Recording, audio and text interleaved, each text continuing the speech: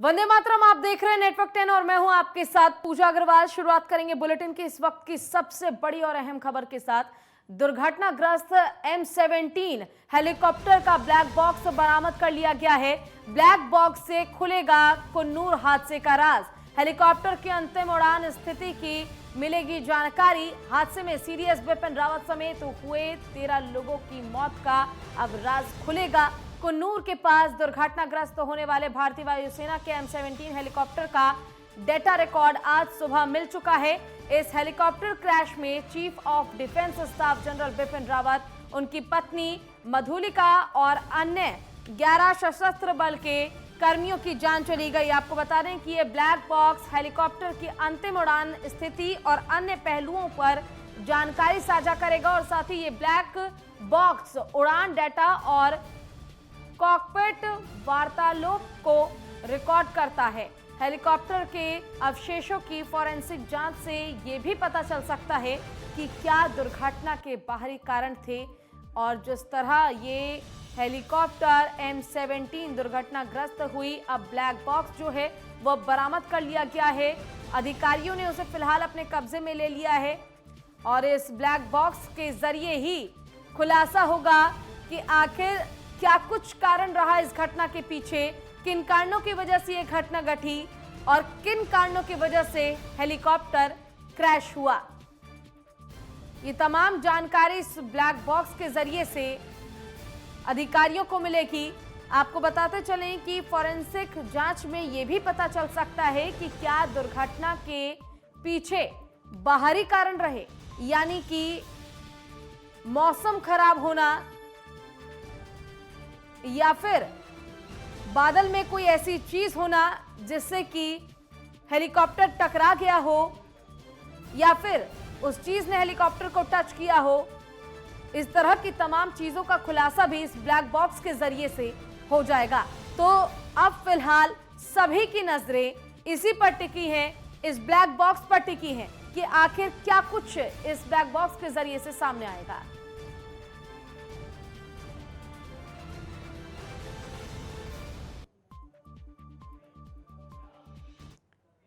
और इसी पर ज्यादा जानकारी के लिए दिल्ली से हमारे संवाददाता अजय चौहान जुड़े हुए हैं, तो वहीं दूसरी तरफ हमारे संवाददाता हमारे साथ जुड़े हुए हैं। आपको बता दें कि राजकुमार चौधरी भी हमारे साथ जुड़ गए लाइव। सबसे पहले रुख करना चाहूंगी दिल्ली का, जहां से हमारे साथ संवाददाता अजय चौहान जुड़े हुए हैं। अजय, आपसे जानना चाहेंगे कि आज सीडीएस बिपिन रावत का पार्थिव शरीर कुछ ही देर में अब दिल्ली पहुंचेगा। आपसे इसको लेकर अपडेट चाहेंगे, क्या कुछ व्यवस्थाएं वहां पर की गई हैं श्रद्धांजलि अर्पित करने को लेकर, क्या माहौल फिलहाल वहां पर देखा जा रहा है? और आप देख सकते हैं दिल्ली लाएगा और सेना पुलिस हॉस्पिटल पहुंचेगा, उसके बाद अधिकारी को शुरुआत जहाँ पर उनका पार्थिव शरीर रखा जाएगा। कोई भी चाहे पुलिस हो चाहे सुबह जिस समय 9 बजे 50 मिनट के आसपास सिंधिया यहाँ पर आए थे, उनकी बेटियों से मिले थे। क्योंकि देखिए सहारा भी जरूरी है, क्योंकि अभी वहाँ से प्रक्रिया की जाएगी, अस्पताल जाएगा, उसके बाद यहाँ रहेगा, उसके बाद ही लोगों को दर्शन के लिए रखा जाएगा। उसके बाद कल दिल्ली के अंदर भी किया जाएगा। तो देखिए व्यवस्था तो दुरुस्त कर दी गई है, यहाँ अभी व्यवस्था सुबह से ही लगी हुई है और सिर्फ अभी औपचारिक जो है आना जाना शुरू हुआ है अधिकारियों का। बिल्कुल, आप हमारे साथ बने रहिएगा अजय, आपसे आगे भी अपडेट लेंगे। इसी बीच रुक कर लेते हैं, हमारे साथ हमारे संवाददाता राजकुमार चौधरी भी जुड़े हुए हैं। राजकुमार जी, आज एक ब्लैक बॉक्स बरामद किया गया, वो ब्लैक बॉक्स जिसके जरिए से तमाम राज खुलेंगे और साथ ही ये कारण पता चल पाएगा कि आखिर इस घटना के पीछे क्या कारण रहा। जी पूजा, निश्चित तौर पर मनजीत सिंह जो वायुसेना के बहुत वरिष्ठ अधिकारी हैं, उनके नेतृत्व में एक जांच दल कल ही गठित कर दिया। इसकी पुष्टि रक्षा मंत्री ने संसद के अंदर अपने बयान के अंदर की।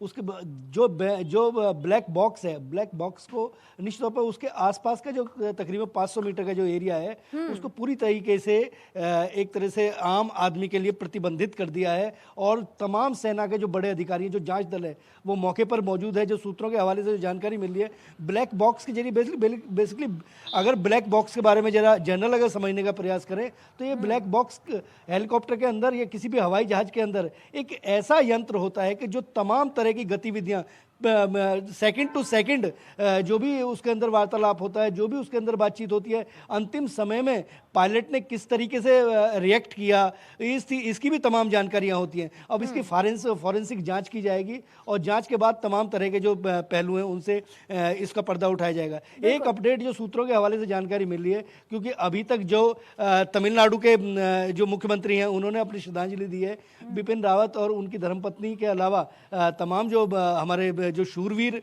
इसमें हताहत हुए हैं उनको लेकर आज तकरीबन वहाँ से 2.5 घंटे का रास्ता पड़ता है, क्योंकि वहाँ का मौसम बहुत ख़राब है और सड़क के जरिए उनको एयरपोर्ट तक, एयरबेस तक लाया जाएगा और तकरीबन 4:30 से 5 बजे के आसपास दिल्ली पहुँचने की जो संभावना है वो व्यक्त की जा रही है। बिल्कुल राजकुमार, इस दौरान एक और अहम सवाल ये उठता है कि एटीसी से संपर्क टूटना, ये वो कारण जो रक्षा मंत्री राजनाथ सिंह की ओर से सदन में पेश किया गया कि संपर्क टूटने के कारण ये दुर्घटना हुई है। तो ऐसे में सबसे बड़ा सवाल ये उठता है कि आखिर ये लापरवाही के कारण ही सीडीएस अफसर, जो पहले सीडीएस अफसर रहे देश के, बिपिन रावत, वो अब हमारे बीच नहीं रहे, उनका निधन हो गया। तो आखिर ये लापरवाही कैसे बर्दाश्त की जाएगी, कैसे ये लापरवाही हुई, तमाम ऐसे सवाल उठते हैं इस दौरान। पूजा, जब तक इन्वेस्टिगेशन की जांच पूरी नहीं हो जाती, और क्योंकि अभी उस हेलीकॉप्टर के अंदर जो एक पायलट था वो अभी वरुण, अभी तक वो सपोर्ट पर है, उनके बयान होंगे, क्योंकि एक जांच होती है, किसी भी जांच प्रक्रिया होती है, मौसम पर किसी का तकाजा नहीं होता। और जिस तरीके से ये घटना हुई है, क्योंकि प्रथम दृष्टा इसको निश्चित तौर पर मौसम की कहीं ना कहीं वो मानी जा रही है, लापरवाही कह देना मुझे लगता है कि शायद अभी तक, जब तक जांच रिपोर्ट सामने, क्योंकि बेहद संवेदनशील मामला है, क्योंकि डिफेंस के चीफ थे बिपिन रावत, और हिंदुस्तान को आज अगर सशक्त बनाने की तरफ जो कदम उठाए जा रहे हैं, क्योंकि बहुत सारे ऑपरेशंस ऐसे होते हैं जो उनके नेतृत्व में चल रहे थे और तमाम तरह की टीम होती है, क्योंकि सीधी उनकी रिपोर्टिंग जो थी वो राष्ट्रीय सुरक्षा सलाहकार और प्रधानमंत्री के अलावा रक्षा मंत्री, तमाम मतलब एक टॉप लेवल के जो अधिकारी हैं उनकी जान के साथ कभी भी खिलवाड़ करना मुनासिब नहीं समझा होगा, क्योंकि उसके अंदर जितने जवान थे वो तमाम हताहत हुए। और लापरवाही किस तरीके से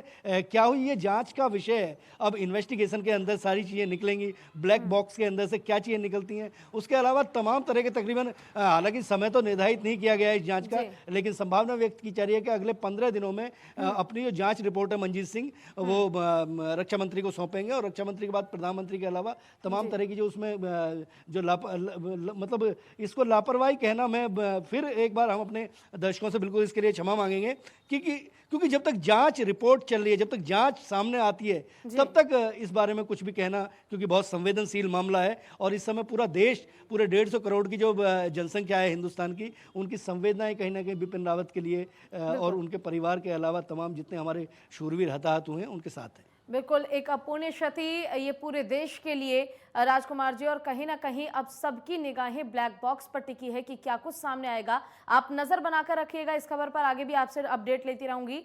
फिलहाल अजय चौहान का रुख करते हुए, अजय चौहान, आपसे ये जानना चाहेंगे कि वहां पर अब कुछ ही देर में पार्थिव शरीर आएगा, श्रद्धांजलि कार्यक्रम रखा जाएगा, किस किस के आने की जो सिलसिला है वो जारी है, क्योंकि सुबह की अगर हम बात करें तो खुद केंद्रीय मंत्री ज्योतिरादित्य सिंधिया भी परिवार से मिलने के लिए वहां पर पहुंचे थे, रिश्तेदार और तमाम मंत्री।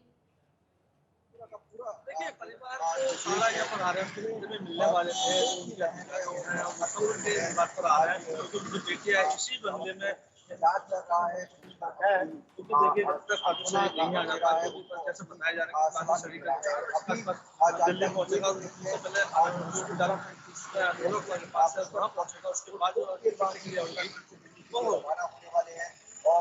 चलिए अजय, आप आगे भी नजर बनाकर रखिएगा, अपडेट आपसे लेंगे, और फिलहाल के लिए आप दोनों का ही धन्यवाद। रुकेंगे छोटे से ब्रेक के लिए, जल्द लौटेंगे।